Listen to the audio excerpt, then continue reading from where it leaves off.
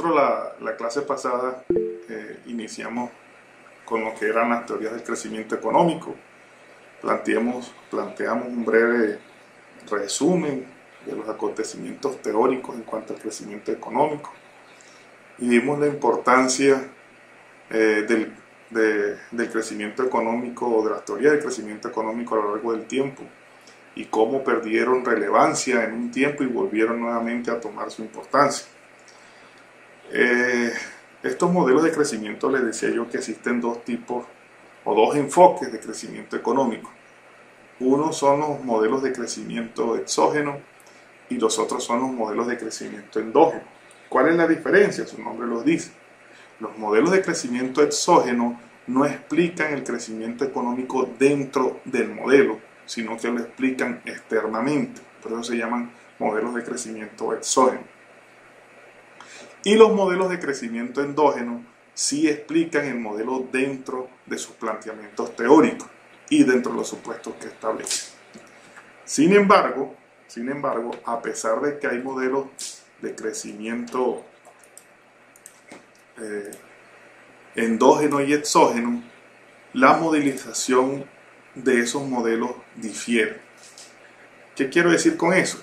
Que hay modelos de crecimiento tanto endógeno que se manejan con los modelos de tasa de ahorro constante y con los modelos de crecimiento óptimo. Es decir, independientemente de si el modelo es endógeno o exógeno, tenemos que manejar los modelos con tasa de ahorro constante y los modelos de crecimiento óptimo. ¿Qué les quiero decir con esto? Que para hacer más fácil la interpretación de los modelos, vamos a iniciar con aquellos modelos, sea exógeno o endógeno, que apliquen modelos con tasa de ahorro constante. Es decir, que tengan en cuenta este supuesto y que se modelicen bajo esta ecuación. Los modelos de crecimiento óptimo, como este que está aquí, esos modelos de crecimiento óptimo existen tanto en modelos exógenos como en modelos endógenos. Es decir, que aplican esta modelación matemática para explicar el porqué de sus conclusiones. ¿Okay? Si nosotros analizamos los modelos con tasa de ahorro constante, viéndolos a simple vista, tienen una modelación matemática mucho más sencilla que los modelos de crecimiento óptimo. Esos modelos de tasa de ahorro constante hacen un supuesto de que el ahorro es constante a lo largo del tiempo, mientras que los modelos de crecimiento óptimo dicen que las familias o los agentes no toman decisiones de ese tipo, sino que ellos maximizan el ahorro y el consumo dependiendo de lo que pasa en el horizonte temporal. Es decir, estos modelos de crecimiento óptimo se basan en el supuesto de que existe una generación, es decir, una familia que va dejando un legado a los del futuro. Es decir, eso es una generación, ¿cierto? Entonces resulta que el comportamiento entre ahorro y inversión depende en qué momento están. Entonces las familias de hoy, ellos quieren maximizar su consumo y su ahorro y son un poco egoístas y no piensan mucho en sus generaciones futuras.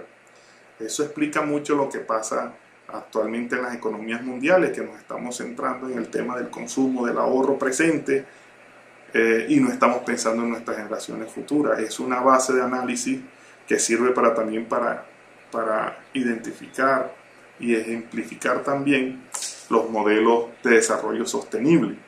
Es decir, estos modelos sirven para que la gente entienda que si nosotros no cuidamos, por ejemplo, el planeta ahora, a nuestras generaciones futuras no le vamos a dejar nada. Entonces son los modelos de crecimiento óptimo, se hacen maximizando ahorro y consumo a través de ecuaciones matemáticas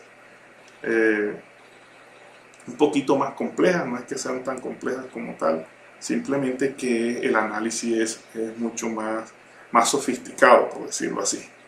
¿Okay? Ahí lo que hay que hacer es un hamiltoniano, es un nuevo tema matemático que tiene que ver mucho con la matemática o con los modelos intertemporales. ¿Okay?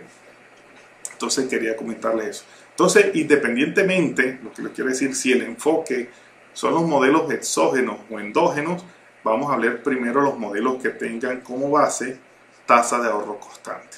Estos modelos. ¿Y con cuál vamos a iniciar? Vamos a iniciar con el modelo de Solus Swan. ¿Ok? Este modelo. ¿Ok? Eso rápidamente se los mostré la clase pasada, pero aquí quiero detallar un poquito más ciertas cosas. Es decir, generalmente todos los modelos tienen unos supuestos y todas las conclusiones que se saquen a nivel académico tienen que ser basadas en lo que el modelo está planteando. Es decir, yo no puedo decirle a ustedes que la economía que en la economía no existe el gobierno, que en esta economía no existen las exportaciones netas y estemos sacando conclusiones como si todo lo demás existiera. Es decir, las conclusiones que se sacan en los modelos de crecimiento son basadas en lo que dice el modelo, no en lo que se ve en la realidad. Quiero que me entiendan eso. Y así son todos los modelos en economía. Cuando usted ve el modelo ISLM y está suponiendo que la economía es cerrada, usted no puede sacar conclusiones de que es abierta. Y si está viendo el modelo ISLM en la economía abierta, las conclusiones, si es tipo de cambio flexible o tipo de cambio fijo, son diferentes. Entonces tú tienes que saber bajo qué escenario estás analizando el modelo para poder sacar conclusiones. Entonces por eso ustedes, yo veo que les pasa mucho que yo les hago una pregunta en un taller, en un parcial, y ustedes me la responden de manera general, no se basan en los supuestos del modelo, en lo que estamos analizando en la clase. Y ese es el gran error, porque están suponiendo de que ustedes ya son economistas y analizan como economistas. No, usted tiene que analizar con base al modelo que se está viendo en clase. Olvídese de lo que hay por fuera. Olvídese, si nosotros suponemos en un modelo no hay inflación, usted olvídese de la inflación. Si suponemos que no hay gobierno, olvídese del gobierno. No puede hacer análisis a priori y por fuera de los modelos. ¿Ok? ¿Está clara esa parte?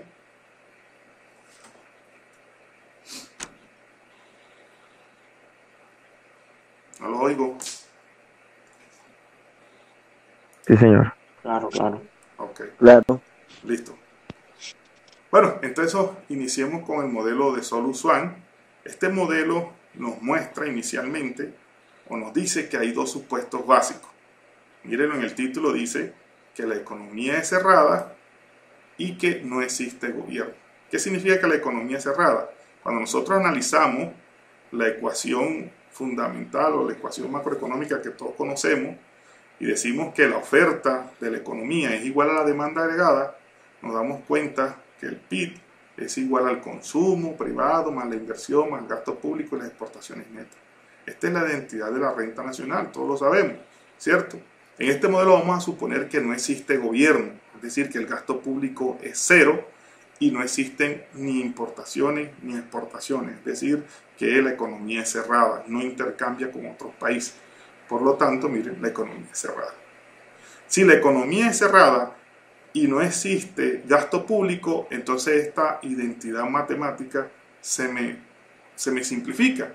Es decir, que la oferta, la producción, es igual al consumo más la inversión. ¿Cierto? Miren, aquí está. Es igual al consumo más la inversión. ¿Ok? Eso, consumo más inversión. Hasta ahí todo claro. Resulta que, bueno, generalmente cuando las economías son cerradas, nosotros podemos analizar que el ahorro también es igual a la inversión. ¿Y por qué? Porque resulta que si nosotros a nuestro consumo, a la producción le restamos el consumo, nos queda el ahorro. Es decir, Y menos el consumo es igual al ahorro. Por lo tanto, si pasamos el consumo del otro lado a restar, nos queda que el ahorro de la economía, es decir, la renta que nosotros manejamos, el consumo, nos da el ahorro de la economía. Por tanto, suponemos que el ahorro, siempre que la economía es cerrada y no hay gobierno, siempre el ahorro es igual a la inversión. Eso es una identidad básica. Siempre ocurre eso. El ahorro es igual a la inversión. ¿Ok?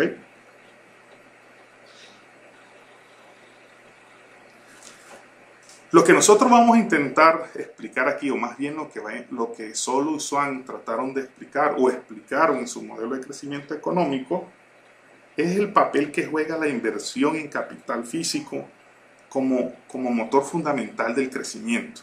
Es decir, aquí estamos suponiendo que lo que más nos interesa es el capital. Es decir, cómo el capital físico, es decir, la inversión en maquinarias, equipos, nos ayuda a crecer económicamente, es decir, nos ayuda al crecimiento económico. Prácticamente eso es lo que establece el modelo de solución. Entonces, para eso, este modelo se basa o tiene como premisa establecer una función de producción neoclásica que cumpla con algunas propiedades. Ustedes lo saben, ya lo hemos visto. Y en esa función de producción estamos suponiendo que la producción de un país depende del capital, es decir, de los equipos, de la maquinaria, del trabajo de las personas y del progreso tecnológico o la tecnología. En el libro de Salai Martin explican esto muy sencillo. Él hace un análisis bastante práctico. Él dice que supongamos que es como si esta función de producción que está aquí, es como si esta función de producción fuera la función para producir galletas, ¿cierto? Entonces él dice que si nosotros tenemos más hornos, tenemos personas trabajando y tenemos una receta específica como la de Noela, el toque secreto, nosotros podemos producir óptimamente galletas. ¿Okay? Entonces, ¿de qué depende el crecimiento de la producción de galletas? Es lo que vamos a averiguar, ¿cierto? Entonces tenemos que tener primero claro que en el modelo de Solution y estos modelos, generalmente todos los modelos de tasa de ahorro constante, nos están diciendo que tenemos que trabajar con una función de producción neoclásica que cumpla estas propiedades. Primero, que los rendimientos constantes a escala.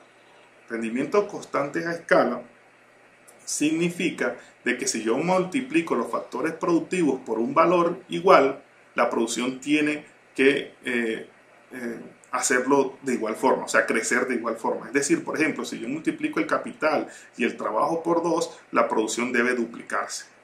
La pregunta es, ¿y por qué no se multiplica la tecnología?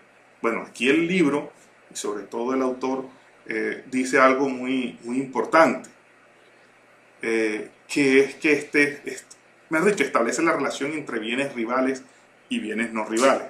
Él dice que el capital y el trabajo son bienes rivales. Por ejemplo, si yo con esta misma función de producción, que es para producir galletas, y en esa función de producción el número de hornos, el número de trabajadores y la receta, yo lo aplico y monto la misma fábrica en otra parte, yo me daré cuenta que allá en el otro lugar donde monte la fábrica no podré llevar los mismos hornos ni el mismo trabajo, pero sí podré llevar la tecnología. Quiere decir, por eso él dice, o lo sugieren muchos economistas, que el capital y el trabajo son bienes rivales. ¿Por qué? Porque no se pueden manejar igual para todas las situaciones que se establezcan de producción. En cambio, la tecnología sí, con la misma receta yo puedo montar 3, 4 o 5 fábricas, pero con el mismo capital y el mismo trabajo no, tengo que aumentarlo, ¿cierto? Entonces ese es un concepto que necesito que lean en el libro, ahí lo explica muy claro, de cuántos los bienes son rivales y cuántos no. Sin embargo, a manera de conclusión, les puedo decir que el capital y el trabajo son bienes rivales y la tecnología no es bien rival. Esa es la razón por qué aquí en la función de producción que estamos multiplicando lambda por K, lambda por L, no multiplicamos por la tecnología. Miren, no se multiplica la tecnología, mira, queda sin multiplicar. Y sin embargo así, miren, la función de producción, toda, incluyendo la tecnología, queda multiplicada por ese factor. Es decir, que aquí lambda es 4 y aquí es 4, entonces la producción tendría que cuadruplicarse, ¿cierto? ¿Está claro ese tema, ese concepto?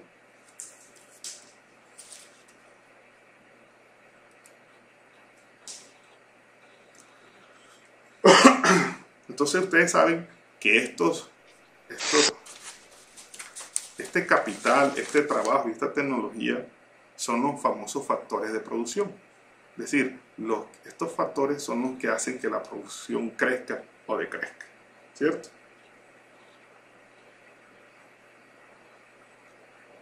Sigamos, entonces. Resulta que esta función de producción tiene que, además de cumplir con esta propiedad de rendimientos constantes a escala, tiene que cumplir también la propiedad de que sus factores, tanto el capital como el trabajo, tengan una relación marginal positiva, pero decreciente.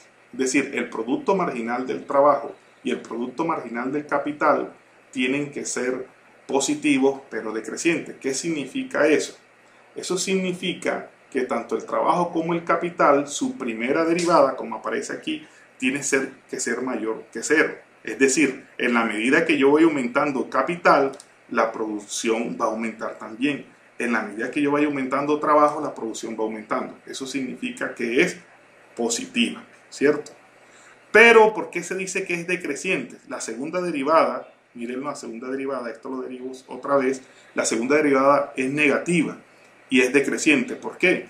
Porque si nosotros, por ejemplo, producimos galletas y yo estoy produciendo 1000 galletas con 2 operarios o 2 personas, en la medida que yo voy metiendo más operarios, sí, la producción de galletas va aumentando, pero va a haber un momento donde los operarios van a comenzar a estorbarse entre sí y ese momento indica que la producción va a crecer, pero menos que proporcional. Es decir, que a medida que yo voy aumentando trabajo, sí va a crecer, pero va creciendo a una tasa menor, ¿cierto? Esto nos garantiza que la curva o la función de producción sea cóncava. Y eso lo vamos a ver más adelante, ¿ok? Pero necesito que les quede claro eso, que es eso de productividad marginal positiva, pero decreciente, ¿ok? Y lo otro es que... yo le iba a comentar algo. Es que lo vimos, Okay. eso lo vimos en micro 2, la ley de crecimiento decreciente. Exacto. Oiga, y esta es una de las razones que, incluso ayer tuvimos comité acá de curricular, y es una de las razones por qué yo aquí, a nivel Colombia, los únicos que ven macroeconomía de primero son ustedes. Yo no sé de dónde se inventaron eso, y bueno, me puse a ver si lo sacaron de las universidades europeas, pero allá es otro tema. Allá no se ve macro primero porque es lo correcto. Se ve lo primero es porque resulta que los profesores son tan solicitados a nivel mundial que el espacio que les queda son las escuelas de verano. Y en las escuelas de verano les toca dar macroeconomía, por ejemplo, porque es el único espacio que tienen y por eso la ven de primero. Entonces aquí yo no sé por qué trajeron ese concepto allá y están enredando a la gente, a los estudiantes. Porque se supone que estas funciones de producción ya ustedes las tienen que tener claras desde micro 1, ¿cierto? Cuando ven la teoría de la empresa y todo este tema, ¿okay? Pero bueno, ese es otro cuento aparte que vamos a tratar de mejorar y bueno, pero todo es tiempo. ¿Ok? Listo. La otra condición que tiene que tener una función de producción no clásica es que de una u otra forma se establezcan las condiciones de INABA. ¿Qué quiere decir? Que los factores de producción, ¿sí?, o la productividad marginal de los factores, por ejemplo aquí, miren, cuando el factor tiende a infinito, su productividad marginal, o sea, la derivada, tiende a cero. Cuando el factor, mírenlo, tiende a cero, su productividad marginal, miren, la derivada, tiende a infinito. En este caso el capital, miren. Miren ahora con el trabajo. Cuando el factor, en este caso el trabajo, tiende a infinito, su derivada, es decir, su productividad marginal tiende a cero o es igual a cero. Y cuando tiende a cero, es igual a infinito. ¿Eso qué nos garantiza? Nuevamente nos garantiza que esas curvas, que esa curva de producción neoclásica, que esa función de producción neoclásica tenga una forma exclusiva. Es lo que nos garantiza esas condiciones dinámicas. ¿Ok? Generalmente en la economía neoclásica es muy dado a que se establezca esta función de producción como una función de producción neoclásica que de una u otra forma cumple con las condiciones de una función de producción para estos modelos de crecimiento económico. Y es la función de Codd-Douglas. La función de Codd-Douglas me dice que la producción viene determinada por la tecnología, por el capital elevado a la alfa y por el trabajo a la 1 menos alfa. Si ustedes suman estos dos, en teoría esto daría 1, ¿cierto? Sin embargo, este coeficiente alfa del capital es un número, es una constante que va entre 0 y 1. ¿Por qué? Porque si ustedes suman estos dos, esto da 1. Por ejemplo, si aquí fuera 0,5, significa que 1 menos alfa es 0,5. Es decir, que los factores, es decir, a lo que está elevado el capital y el trabajo es como si estuvieran manejando probabilidades, por decirlo así, para que lo tengan presente. Pero lo que me está diciendo simplemente es que el factor capital y el factor trabajo dependen de una variable constante, de un índice constante, que es alfa, ¿cierto? Entonces, si nosotros tenemos la función de producción de Codd-Douglas, tenemos que analizar si esa función de producción cumple con las condiciones que acabamos de ver. La primera es esta, mire, si nosotros multiplicamos los factores capital y trabajo, mire que no se multiplica la tecnología, tenemos que la producción se multiplica en la misma proporción. Es decir, si este lambda lo reemplazamos por un 2, aquí tenemos 2, aquí tenemos 2, aquí esto nos daría 4 elevado a esto menos 1 menos alfa, eso nos daría 2, total aquí quedaría 2. ¿Ok? Es decir, si los factores de producción nosotros los multiplicamos por 2, la producción supuestamente tendría que aumentar el doble. Si lo multiplicamos por 3, la función de producción tendría que aumentarse o triplicarse. ¿Okay? Es decir, la función de Codd-Douglas cumple esa primera condición. ¿Y cuál es la primera condición? Rendimientos constantes de escala. ¿Cuál es la segunda? Me está diciendo que la productividad marginal tanto del trabajo como del capital tienen que ser positivas, o sea, su primera derivada es positiva y su segunda derivada es negativa, es decir, son positivas pero decrecientes. Miren, la derivada del capital, la derivada parcial del capital, si este es el capital, miren cómo se deriva, este alfa pasa a multiplicar toda la función y aquí queda alfa menos 1 y el resto queda igualito. Miren, el alfa pasó para acá, aquí alfa menos 1 y el resto queda igual. Eso tiene que ser mayor que 0 y de hecho es mayor que 0. Si nosotros sacamos la derivada parcial del trabajo, mírenlo, ese 1 menos alfa pasa a multiplicar toda la función y aquí 1 menos alfa menos 1, mírenlo, entonces queda que esto, miren, multiplicó toda la función y aquí queda estoy acá arriba, multiplica toda la función y aquí me queda a y aquí me queda alfa, menos alfa. ¿Ok? ¿Por qué? Porque aquí le coloco menos 1, este 1 y este 1 se va y me queda menos alfa. ¿Ok? Mayor que 0.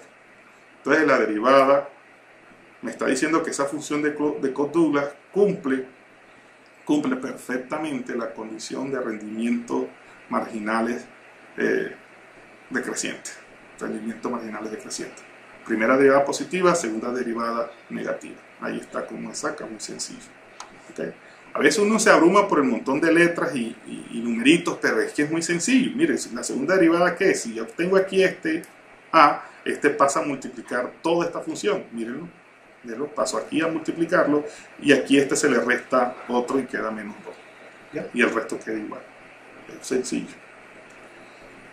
Y las condiciones de nada. Las condiciones de nada me están diciendo que cuando el factor tiende a infinito, su productividad marginal tiende a 0. ¿Sí lo ven? Mírenlo.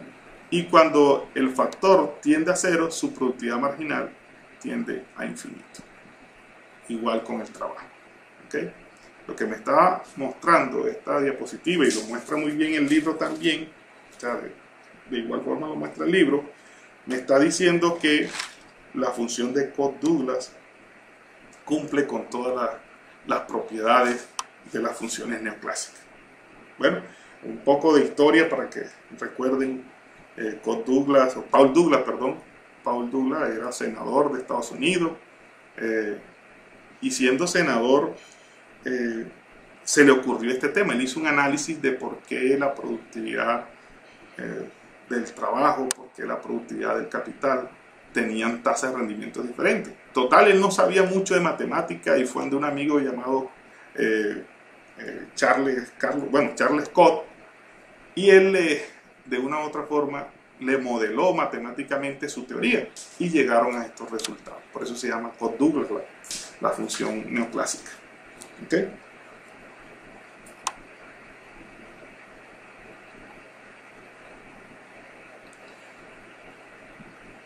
Ok, entonces nosotros tenemos, acuerda inicialmente, la ecuación 1.2 dice aquí, miren, vámonos a la ecuación 1.2, esa, miren, que tenemos que Y, es decir, la producción es igual al consumo más la inversión. ¿Qué vamos a hacer ahora? Esto que es Y, lo vamos a reemplazar por la función. Mírenlo. Aquí. Entonces Y se reemplazó por una función de producción, donde los factores productivos son el capital, el trabajo y la tecnología. ¿Sí? Lo único que hizo fue reemplazarse Y. ¿Okay? Aquí es donde viene el supuesto de tasa de ahorro constante. Aquí es donde viene el famoso supuesto. Bueno, se supone en la literatura macroeconómica moderna que los consumidores eligen el consumo, ¿cierto? El consumo, con el objetivo de maximizar su función de utilidad. Eso se supone, ¿no? Pero están sujetos a una restricción presupuestaria. Esa en la realidad ocurre así, es decir, tu consumo depende de la restricción presupuestal que tú tengas como persona, por ejemplo. Pero bajo este modelo nosotros no vamos a hacer esas suposiciones, eso lo vamos a hacer más adelante en los modelos de crecimiento óptimo. Lo que vamos a suponer aquí es simplemente que las familias consumen una fracción constante de su renta. ¿Ok? Es decir, que si las familias consumen una fracción constante de su renta, quiere decir que el resto lo ahorran, ¿cierto? Entonces miren, si este es el consumo, 1 menos S es la tasa de ahorro, esta S es la tasa de ahorro. Entonces si yo multiplico, mírenlo cómo es sencillo, este Y por 1 me queda Y, ¿cierto? Y este por S me queda tasa de ahorro por la producción, ¿cierto? Si nosotros reemplazamos esto, nos queda simplemente, mírenlo, que YT, mírenlo aquí, si yo lo reemplazo aquí. Se los voy a hacer aquí mejor para que lo vean cómo es que es la cuestión. Se los voy a hacer mejor aquí en Word. Un momentito. Me van a perdonar su índice, no voy a colocar su índice para que lo entendamos mejor. Pero, ¿qué es lo que pasa ahí? ¿Por qué se hace esos movimientos? Entonces resulta que nosotros tenemos que, por ejemplo, ¿dónde está? Aquí. Ponerlo más grande.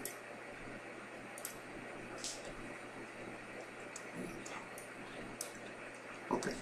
Nosotros tenemos que Y es igual, ¿cierto? Y es igual al consumo más la inversión.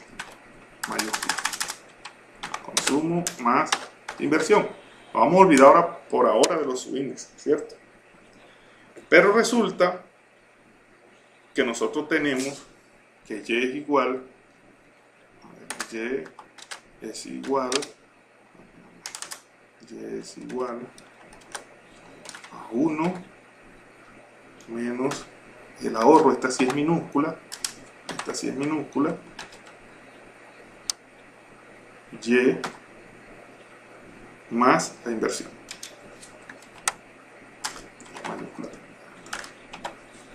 ¿Ok? ¿Qué hicimos nosotros? ¿Qué vamos a hacer aquí nosotros? Miren, esto que está aquí, que nos está planteando que el consumo es igual a 1 menos la tasa de ahorro por Y, es esto, ¿cierto? Es esto. Entonces yo multiplico Y por esto y me queda lo siguiente. ¿Miren? Me queda que Y, mayúscula, es igual Y por 1, me da Y, mayúscula, menos SY, ¿cierto? Minúsculo SY. ¿Ok? Eso vamos a colocarlo entre paréntesis para que se diferencie. Y todo eso más la inversión. Más la inversión. ¿Ok? Entonces, ¿qué pasa con esa Y? Bueno, vamos a hacerlo sin paréntesis. Vamos a hacerlo así. Así. Esa Y que está aquí, sumando, la paso para ir a restar. Y me queda que Y menos Y mayúscula menos Y mayúscula es igual a menos SY más inversión. ¿Cierto? Entonces ese Y la paso del otro lado y me queda que la tasa de ahorro es igual a la inversión.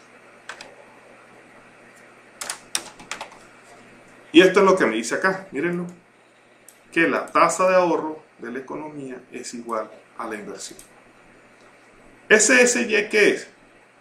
Supone que es la tasa, si yo multiplico la tasa de ahorro por la producción, quiero decir que una parte de la renta nacional se va a ahorrar, siempre.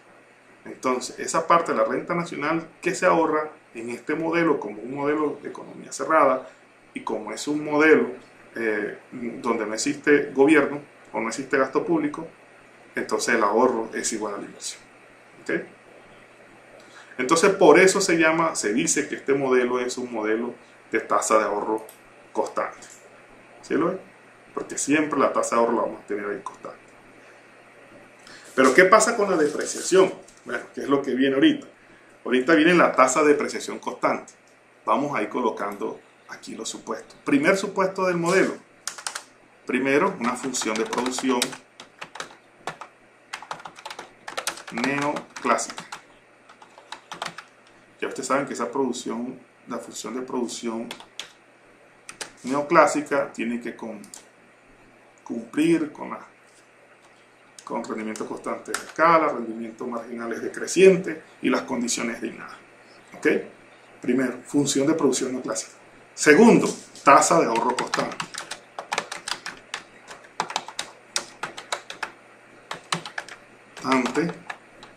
Y eso es SY. ¿Okay? Tercero, tasa. Bueno, ahorita vamos a ver, no vamos a colocar todavía. ¿Ok?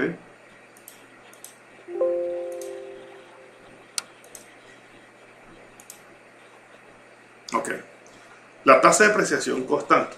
Aquí dice. Esto es un análisis, dice.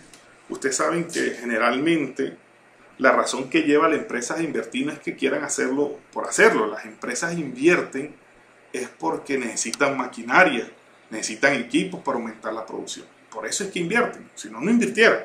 ¿Cierto? ¿No? Teniendo eso claro, si nosotros tenemos una producción de, por ejemplo, en el caso de las galletas, si nosotros producimos galletas y tenemos 2 hornos, resulta que todo activo físico, en este caso los hornos, tiene un desgaste por su uso, ¿cierto? Entonces esos hornos se supone que están produciendo normalmente al 100%, pero va a haber un momento en el tiempo donde esa producción de cada horno va a comenzar a disminuir. ¿Y es por qué? Porque esos hornos comienzan a deteriorarse con el tiempo.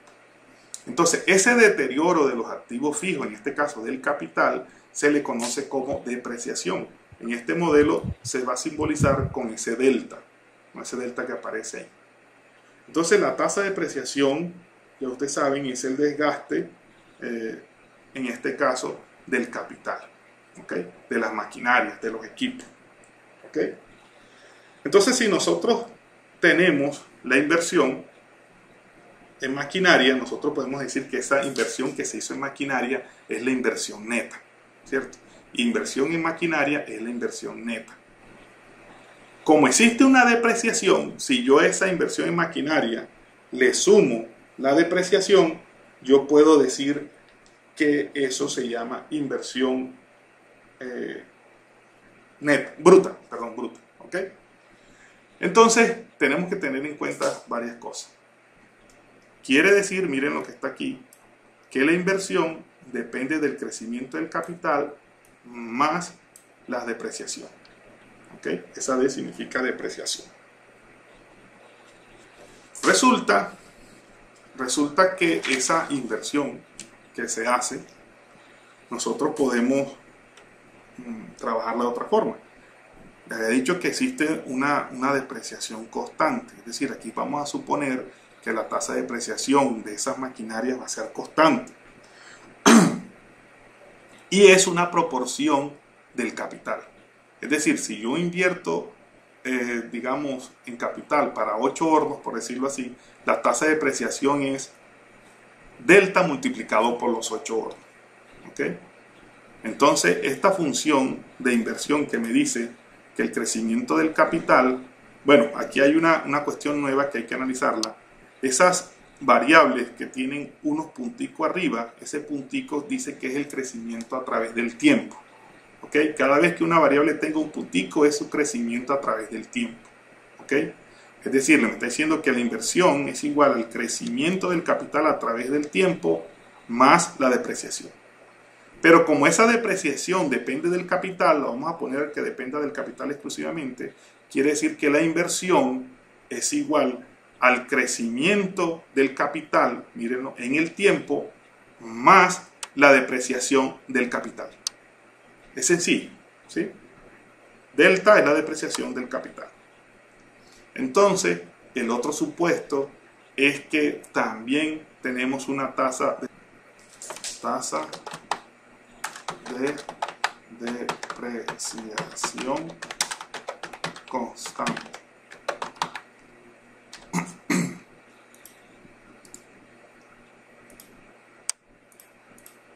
Ya sabes que es delta. Bueno, aquí no hay cómo hacerlo rápido, sí lo haría, pero listo. Entonces este es nuestro otro supuesto.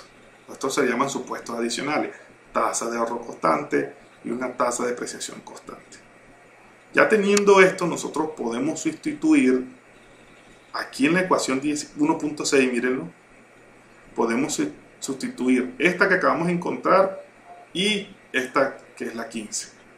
Entonces miren qué hacemos, simplemente miren aquí es igual esto, el consumo más la inversión. Entonces simplemente consumo lo despejamos por esto, mírenlo, consumo es esto, y Y es la función, mírenlo, es todo esto que está aquí, más el capital, perdón, la inversión, que es esto que está aquí. Pero acuérdense que ya lo condicionamos con el tema de la depreciación y nos queda esto igual.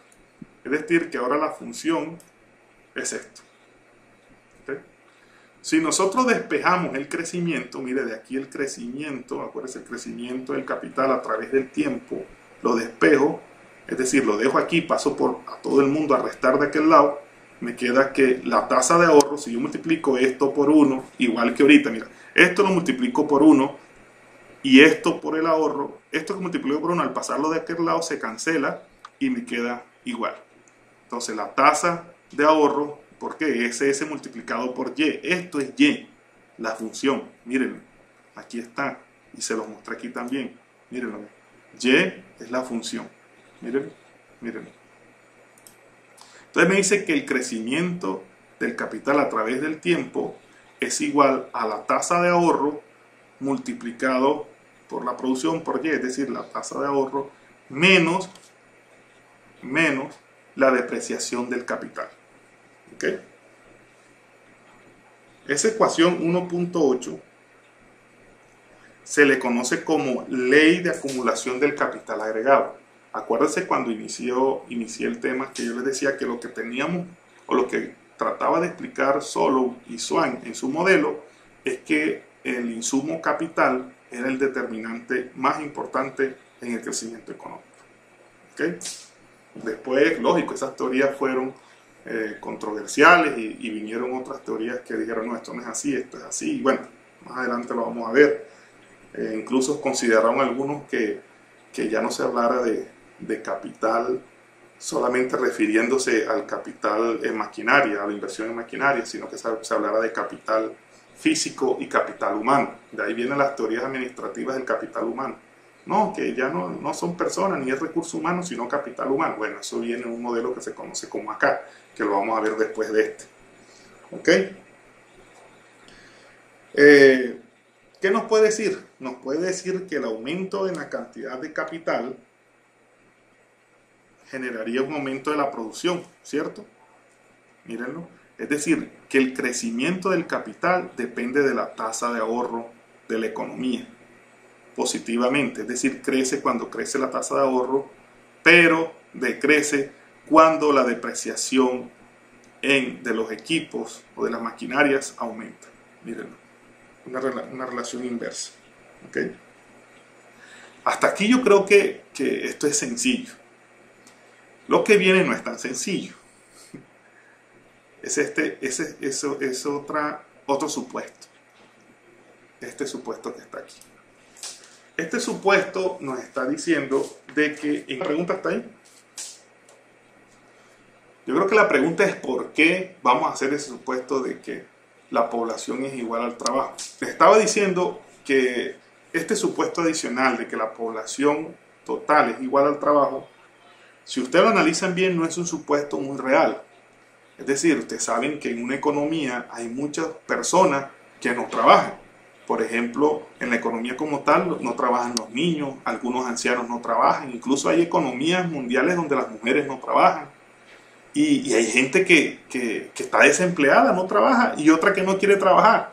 Entonces es un supuesto de pronto no tan real, pero que es importante analizarlo bajo estos términos, porque el crecimiento de los países o el nivel de crecimiento de los países no se mide es por la producción total, sino por la producción per cápita. Ustedes lo saben. Entonces yo, por ejemplo, el libro lo explica muy bien. Yo puedo comparar a India con Suiza y me doy cuenta de que India produce más que Suiza. Pero ¿qué me dice? ¿Qué me permite a mí establecer qué país está, por ejemplo, o tiene una renta más alta? La renta per cápita. Entonces yo, cuando tomo la producción y la divido sobre la población, puedo analizar enseguida de que Suiza es un país más rico que India, porque su relación entre producción y población es mucho más alta. ¿Okay? Entonces la riqueza de los países comparativamente a nivel económico se hace con las rentas per cápita o el Producto Interno Bruto per cápita. Resulta que ya nosotros tenemos yo les dije ahorita que era la ley de acumulación del capital, es esta que está aquí. La podemos simplificar, ¿oyeron? Es decir, miren, para ver si lo hacemos mejor aquí. Vamos a verlo aquí.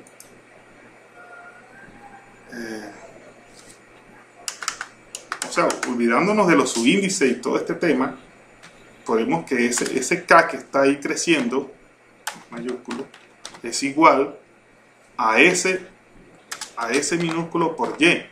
Es decir, Y representa la función de producción, menos delta, vamos a colocarlo con esta D, ya saben que es delta, no esta D, por la producción.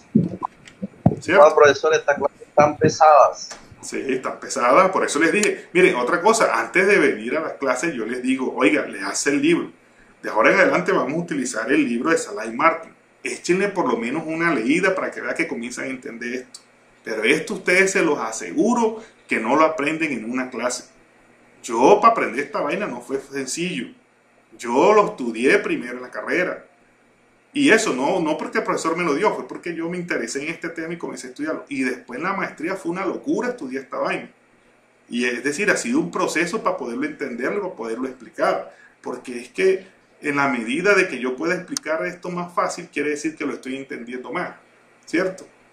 Es decir, si un profesor no te da para explicar algo complejo de una forma más fácil, es que no lo entiende muy bien. Por eso es que yo trato de simplificar incluso los libros, de interpretarlos para que ustedes entiendan mejor. Pero necesito que ustedes lean la teoría de los libros, lo que dice la teoría del libro, para que entiendan, para que miren esos ejemplos que maneja ese libro con el tema del horno y la producción de galletas, son muy buenos porque enseguida tú entiendes automáticamente todo. ¿Ok? Yo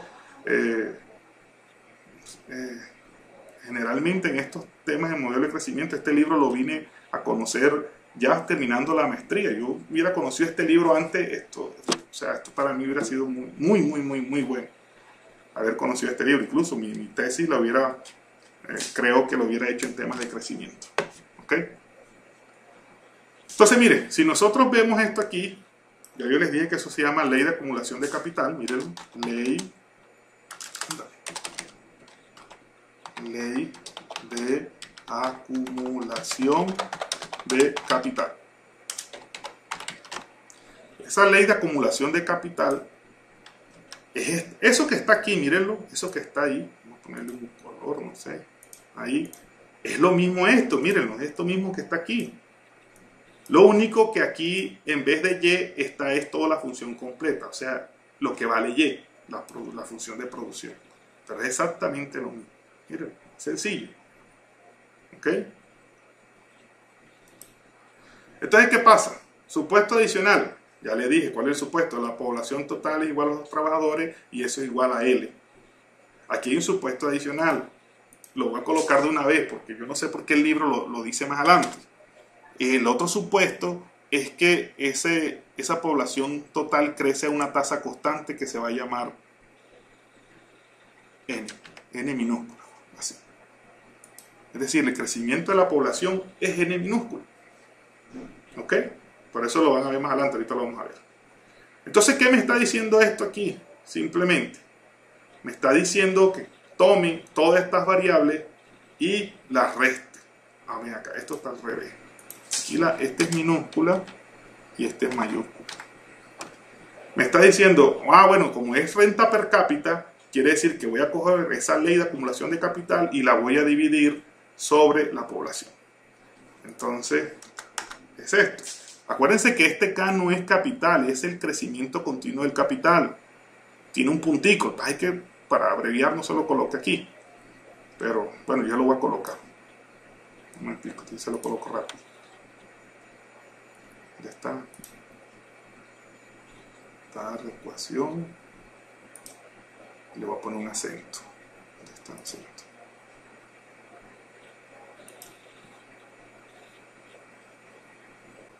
Entonces, les venía diciendo, es decir, que esta ley de acumulación de capital, yo la divido por la población, entonces yo tendré simplemente dividirlo entre L,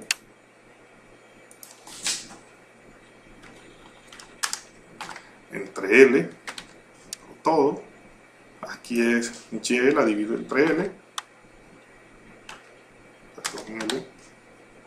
y K también, esta K es mayúscula, no sé por qué está minúscula aquí, la divido entre L. ¿Ok? Esto es lo que es aquí. Simplemente me toma y dividimos todo entre L. ¿Ok? Entonces, como todo se dividió entre L, nosotros podemos decir que el producto per cápita es esto. ¿Ok? Que aparece aquí. ¿Qué hay aquí de diferente? Acuérdense de la ley de los rendimientos constantes de escala, es decir, si yo multiplicaba por un factor, por una constante los factores productivos, eso iba a incidir en la producción total. Aquí, tanto el libro como algunos analistas dicen que lo más sencillo es multiplicar por 1 sobre L. Es decir, cuando yo divido a cualquier variable sobre L, eso es igual que multiplicar esta variable por 1 sobre L. Es lo mismo. Es decir, dividirla sobre L o multiplicarla por 1 sobre L es lo mismo. ¿Okay? O sea, esto que está aquí, 1 sobre L, es igual, simplemente multiplicar por 1 sobre L es igual que dividir sobre L. Es lo mismo. ¿Ok? Entonces, si yo hago eso, miren, multiplico cada factor menos la tecnología, ¿qué voy a tener? Como lo dividí entre L y L se va, me queda 1. Entonces me queda el capital, pero ahora en letra minúscula, y me queda 1. Quiere decir que el producto per cápita ahora es una función de esta K pequeñita. ¿Qué pasa aquí ahora? Que ahora todas esas variables que fueron divididas por L o multiplicadas por 1 menos L, muy sencillo, todas esas variables, todas esas variables van a estar expresadas en términos per cápita. ¿Qué significa eso? Significa, términos per cápita, significa todo lo que está sobre L, miren, significa que todo lo que está por L es en términos per cápita. Entonces, me queda que la función de producción, mira, este es de K, esta es minúscula también, se vuelve minúscula, sobre. ¿Qué me está diciendo eso? Si yo divido esa ley de acumulación de capital, la divido por el trabajo, es decir, por la población, voy a tener ahora términos per cápita. Entonces, esta K mayúscula es una notación matemática. Si yo la divido por L, ahora el resultado es una K minúscula. que me indica que es el crecimiento per cápita del capital, y este es el capital per cápita. Acuérdense, crecimiento continuo porque es en el tiempo el crecimiento a través del tiempo del capital, y este es el capital per cápita. ¿Okay? Este es el crecimiento continuo del capital per cápita y este es el capital per cápita. Hago y insisto mucho en esta diferenciación porque parecen iguales, pero aquí hay un puntico que me indica que esto es un crecimiento. ¿Ok? ¿Dónde cae el capital per cápita? Si yo este concepto que está aquí se lo aplico a la función de Codd-Douglas, ¿acuerdan la función de Codd-Douglas? Mírenla, a esta función que está aquí, es decir, si esa función la divido sobre L, ¿qué pasa? Muy sencillo, es decir, voy a multiplicar toda la función sobre L, miren, ahí está, la estoy multiplicando por 1 sobre L. Entonces me queda esto. Esto por esto es 1 elevado a esto, a 1, mire, 1 menos alfa, y este K elevado al alfa. Si nosotros operamos esto, me queda que la función de Codd-Douglas me resumen que la función de producción en el modelo de Solow es igual a la tecnología por el crecimiento del capital elevado al alfa. Eso es lo que me está diciendo. ¿Ok? Profe, Dígame. ¿qué es lo que usted dijo allí que indicaba el crecimiento, el puntico? Este puntico es el crecimiento del factor a través del tiempo. Esto es crecimiento Arriba de K. Exacto, si lo tuviera L, sería el crecimiento del trabajo a través del tiempo. Si lo tuviera Y, el crecimiento de la producción a través del tiempo. Es decir, ese puntico, ese acento, eso se llama acento, ese acento, ¿sí?, me indica el crecimiento del factor. Por eso le digo factor, puede ser trabajo, capital, lo que sea, a través del tiempo.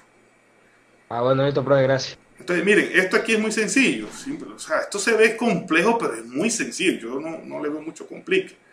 Pero eso lo que me está diciendo es que si yo divido, es esto mismo. Esto que está aquí es esto mismo. Si yo divido esta función que está aquí sobre L, cada variable que divida sobre L, la tengo que expresar ahora en términos minúsculos y eso me indica que eso es una variable per cápita.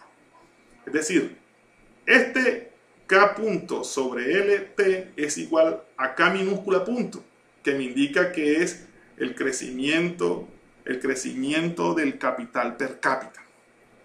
Entonces ahorita lo vamos a ver, no se preocupe. Entonces yo este análisis que está aquí lo apliqué a la función de producción. Miren, que acuerden que le estoy aplicando es allí, ¿cierto? A la función de producción, mírenlo. La función de producción es todo esto, multipliqué por 1 sobre L, mírenlo. Es decir, aquí va el 1 y aquí está L, aquí está un 1 y aquí está L. Esto da 1 de 1 menos alfa y esto KL queda igual, ¿cierto? Mírenlo. K minúscula, miren que queda igual, K minúscula. Este es K mayúscula sobre L y aquí me queda una K minúscula, porque es per cápita. Entonces, ya sabemos que en este modelo de Solow-Swan, la función de Codd-Douglas se me resume en esto, se me vuelve esto. Quiere decir que la producción depende o está en función de la tecnología y el capital per cápita elevado a la alfa. ¿Sí?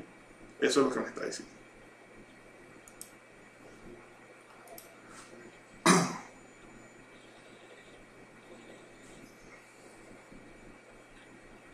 Ok, miren lo que les decía el otro supuesto. Dice, la población es igual al trabajo y con tasa de crecimiento constante N. ¿Cierto? Quiere decir que ese crecimiento de la población sobre L, que lo acabamos de dividir ahorita, es igual a N. ¿Ok? Entonces, si nosotros nos vamos aquí, entonces ya sabemos que N es igual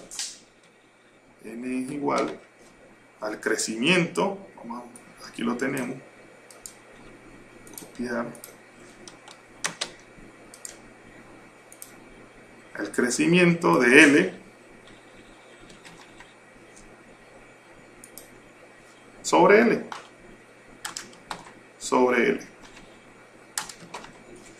¿Ok? N aquí es igual al crecimiento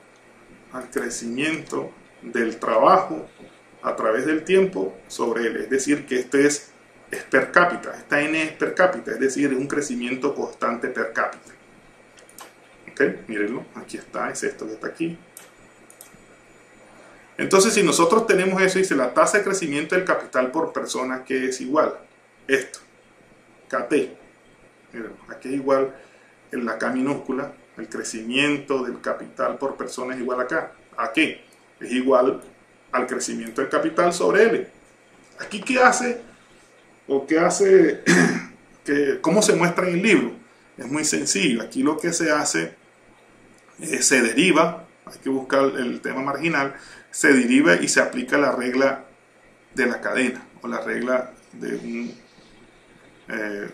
un cociente, donde la primera, esto es igual a la derivada de la primera por la segunda, menos la derivada de la segunda por la primera, por la segunda elevada al cuadrado. ¿Okay? Se aplica ese concepto matemático, nos queda, bueno, aquí hacen una manipulación sencilla. Lo único que hacen es que este L cuadrado es igual a L por L. Entonces, esta L la dejan de este lado.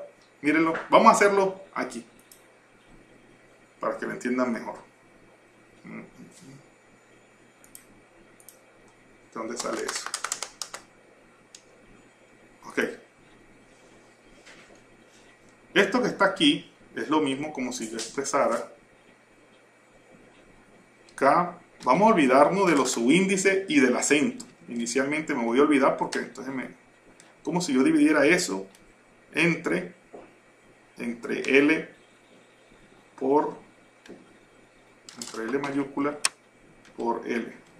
L por L. L por L es igual al cuadrado, ¿sí o no? Vamos a ponerle aquí en la división. Esto es esto. No es más. Eso es eso. ¿Cierto? Entonces, si yo, esta primera parte, mírele, antes del menos, yo hago esto, esta L y esta L se van. Y eso me queda que es igual, vamos a ponerlo aquí más adelante, que es igual a K sobre L. Igual a K. Claro, K con acento, ¿no? Sobre L. ¿Cierto? Lo mismo hago en el segundo término. Miren, el segundo término aquí es igual. Que lo entendamos. El segundo término es igual a L por K. Aquí es al revés. L por K. Y le hacemos lo mismo, L por L. Entonces mírenlo. Aquí me queda L por K por L. ¿Sí lo ven? Ok. Entonces, ¿a qué es igual? Mira, aquí tenemos acá L punto. ¿Y esto aquí es igual? ¿A qué es L sobre L? Porque acuérdense que la L de arriba tiene un punto y la K tiene un punto. Aquí es igual L sobre L. Mírenlo, se lo acabé de decir aquí ahorita. Que es igual a esto. A N. Por tanto, esto es igual a N, minúscula, claro, que multiplica por este K puntico, ¿cierto? Ah, no, este no tiene puntico, este KL, este es el crecimiento del capital sobre L, es igual a ¿qué? A K minúscula. Entonces, ahí está la K minúscula. Entonces, ¿el resultado qué es? Esto más esto. Entonces, sustituimos y miren lo que nos da. Mírenlo. Este es el resultado.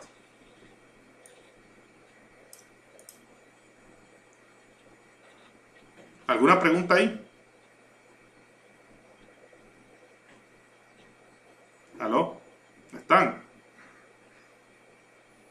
Aquí estamos. Gringos, pero están.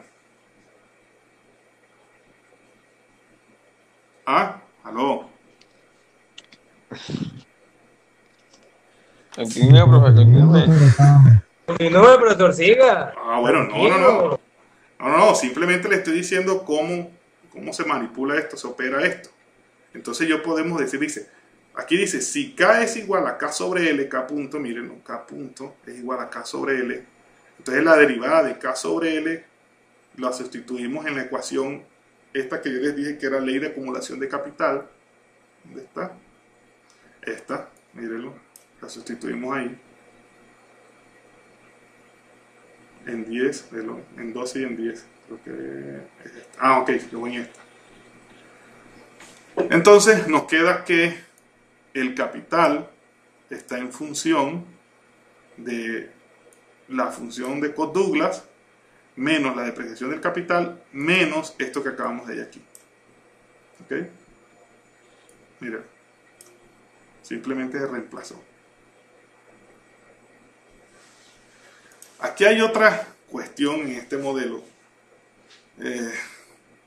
otro supuesto. El otro supuesto es que la tecnología o el nivel tecnológico es también constante, igual a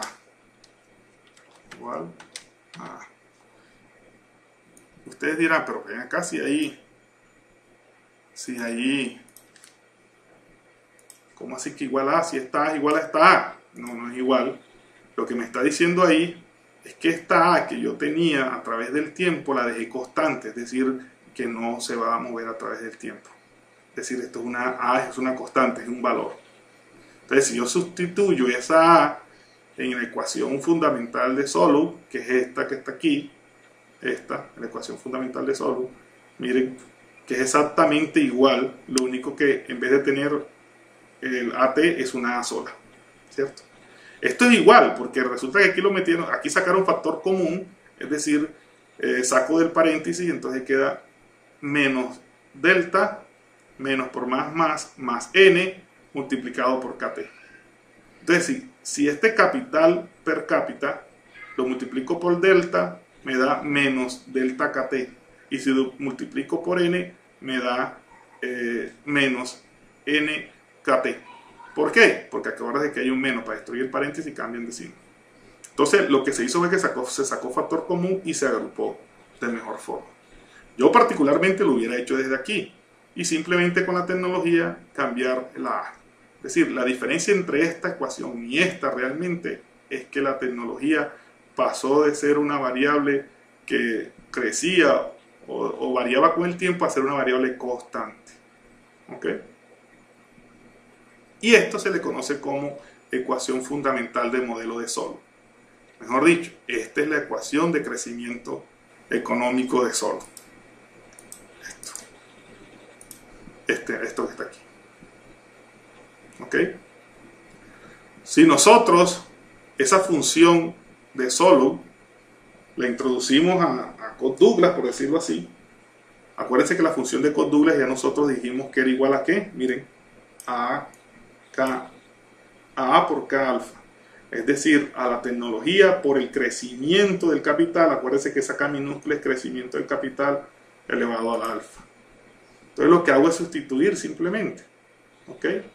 Entonces miren, aquí donde está la función de producción, esa F, KT por A, la sustituyo por el resultado de Codd-Douglas. Y miren, me dice que el crecimiento continuo del capital per cápita es igual al ahorro multiplicado por el crecimiento del capital, menos la depreciación y sus tasas de crecimiento.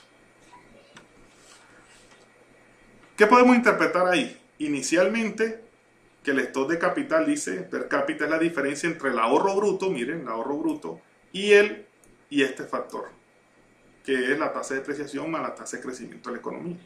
Entonces, miren, aquí está variación del capital per cápita, ahorro bruto, depreciación y deterioro per cápita por crecimiento de la población. ¿Cierto? Entonces, ya nosotros con eso, con esa función, nosotros podemos analizar gráficamente el modelo de Solow. Miremos algo. Okay.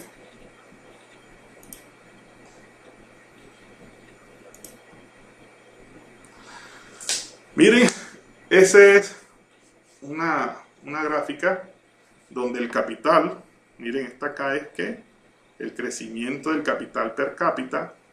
Estas son las funciones de capital, es decir, todas las funciones del movimiento de Solow-Schwann están en funciones del capital. Y vamos a graficar, vamos a graficar la función de producción primero. Esta es la función de producción. Miren lo que yo les decía inicialmente. Que la función de producción sea neoclásica me garantiza esa forma. ¿Y cuál es la fórmula? forma, que tenga rendimientos marginales decrecientes. Es decir, miren, aquí está creciendo, pero aquí comienza a decrecer o a crecer, pero en una menor proporción hasta que ya no crece más. Es decir, aquí se estaciona, no crece más. Miren, está totalmente vertical, aquí no hay crecimiento, puede llegar a un decrecimiento, pero no, llega hasta aquí. Siempre es positivo, pero cada vez crece menos. Siempre es positivo, pero cada vez crece menos. Y las condiciones de nada me garantizan que si el factor tiende a infinito, miren, si el factor tiende a infinito, su derivada tiende a cero.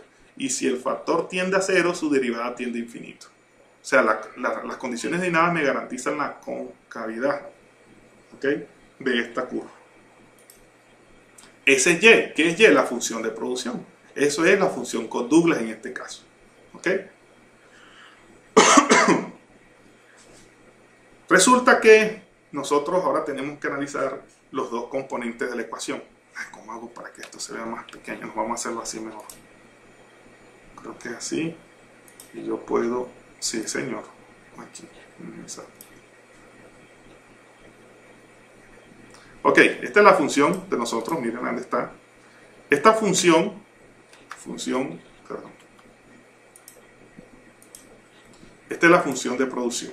Es decir, esto es toda esta función. El ahorro, acuérdense que es una proporción del capital, es decir, una proporción de la renta de la función de producción.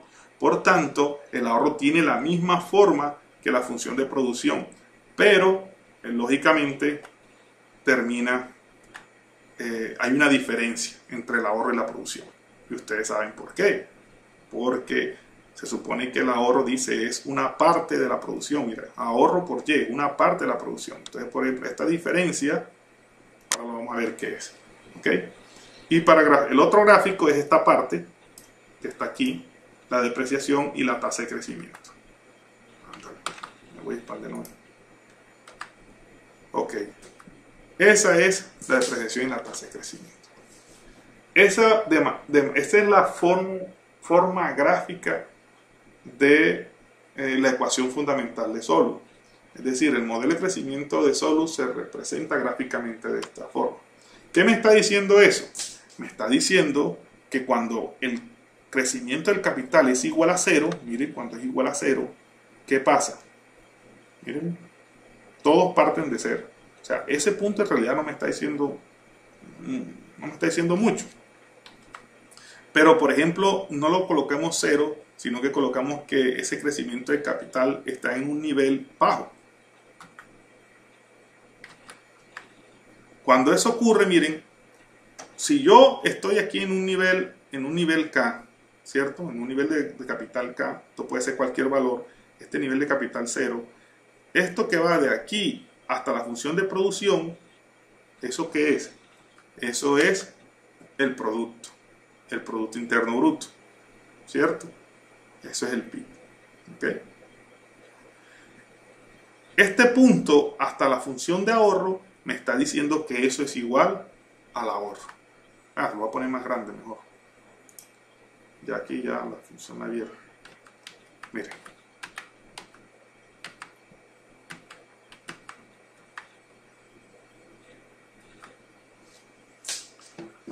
Ahí.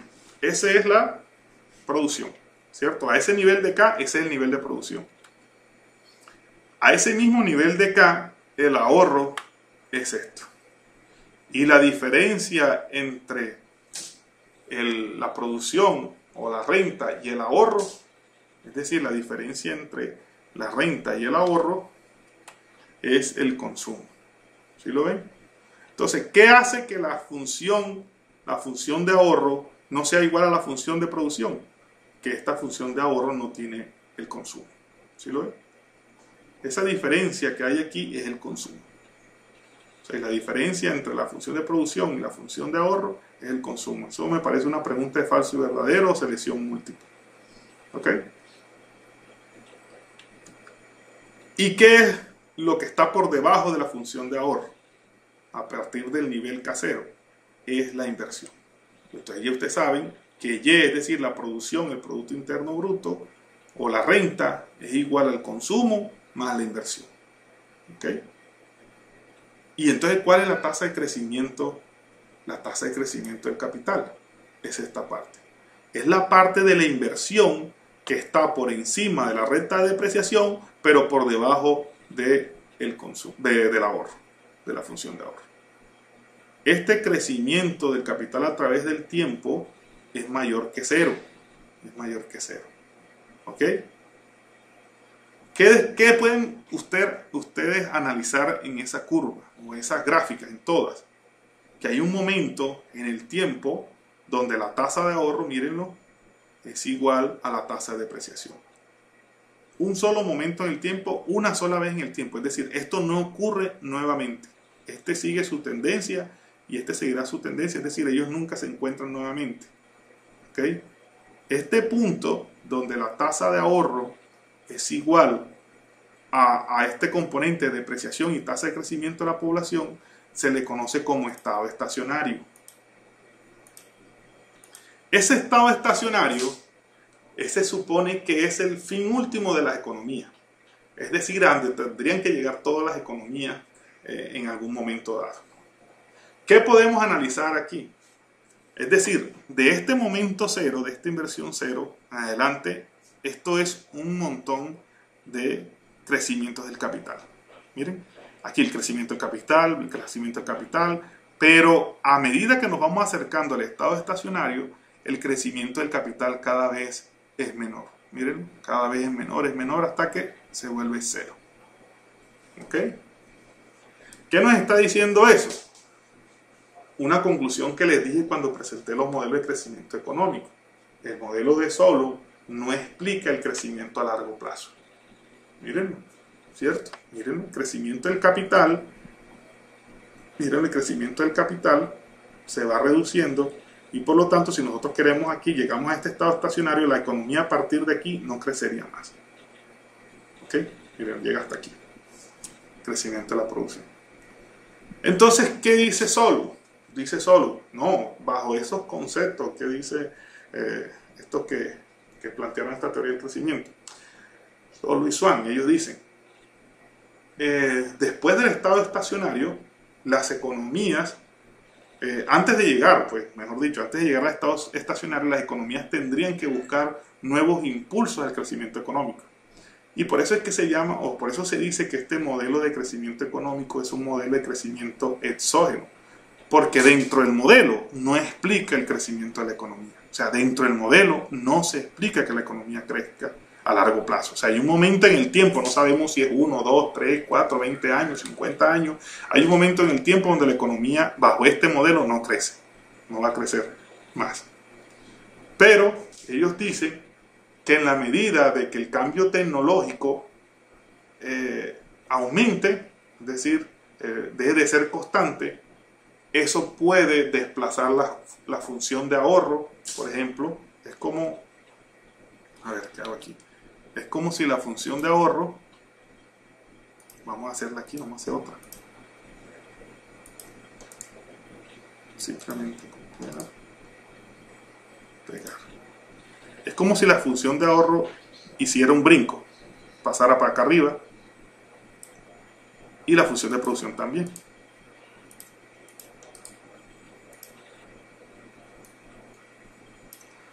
Vamos a verla otra vez. Para que salga todo el mundo. Miren. Si eso ocurre, si la función de ahorro hace el brinco, miren dónde quedó. Resulta que ahora el estado estacionario está más lejos. Es decir, ese momento donde la economía va a dejar de crecer ahora está más lejos. Y mire dónde está la función de producción ahí adelante. ¿Me entendieron esta parte? Quiere decir que el modelo internamente no explica el crecimiento económico, pero externamente, a través de los cambios tecnológicos, dicen que se puede llegar a un crecimiento más prolongado a través del tiempo. ¿Ok? Por eso se llama modelos de crecimiento exógeno, porque dentro del modelo no explican su crecimiento, sino que lo explican de forma exógena con otras variables. Esa es la gran conclusión del modelo de Solow-Swan. ¿Ok? Ahora sí, vienen todas las preguntas.